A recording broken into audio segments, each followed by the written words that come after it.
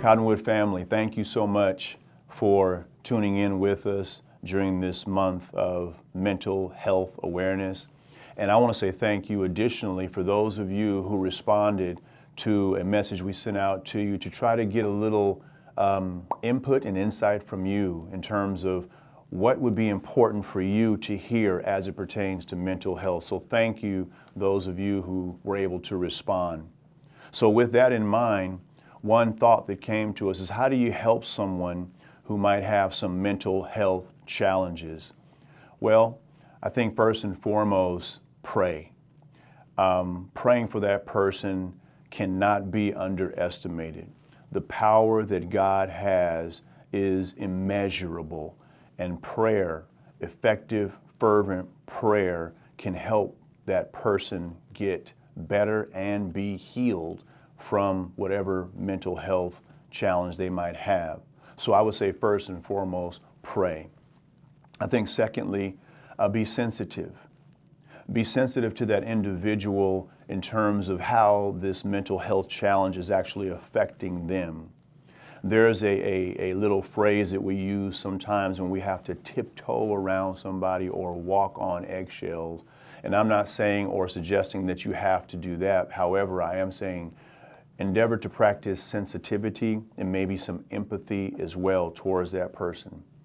Now, if you were to see someone walking down the street and they had a huge cast on that covered like all their foot and most of their leg, you would be sensitive to the fact that that person can't move that fast. They couldn't move as quickly as someone who could walk with both their legs with no cast.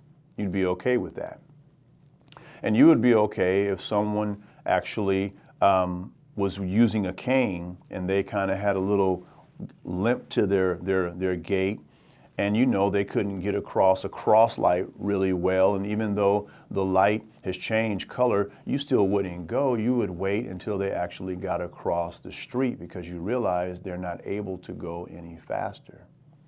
I think one of the challenges sometimes with mental health is that we can't see what's going on inside of the individual's mind and their thoughts, and we don't know what's in their heart. Only God does.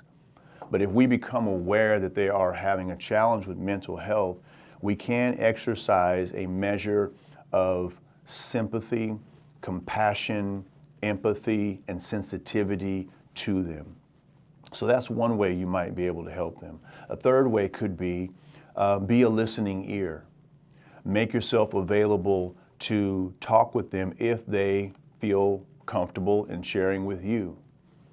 Let them know that you can be a safe space for them to share some of their challenges so they don't feel bad about struggling. Like you wouldn't want someone to feel bad if they were going through a physical challenge, whether they had a really bad cold or a severe headache, or if they had, some pain in their back. You would be someone there sympathetic and empathetic to them because of their pain they feel. And there is some degrees and levels of pain that someone who's going through mental health might be feeling, and you being available to listen can be very helpful. Listen without judging. Just listen so they can express themselves and kind of get them into a better place of being, maybe hopefully achieve a place of peace.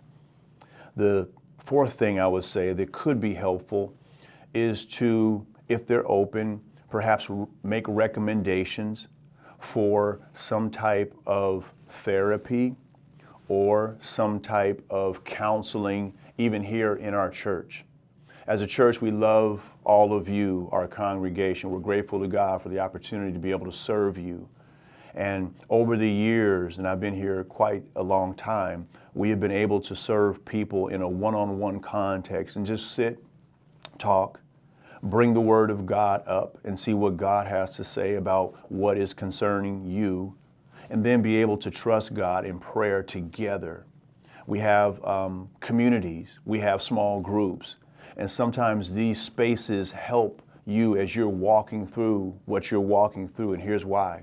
Because when you get into a smaller group, you begin to understand that you're not the only one walking through it. And does that bring comfort?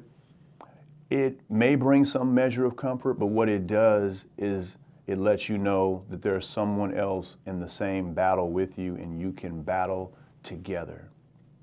I hope this has been helpful for you. We'll see you next time.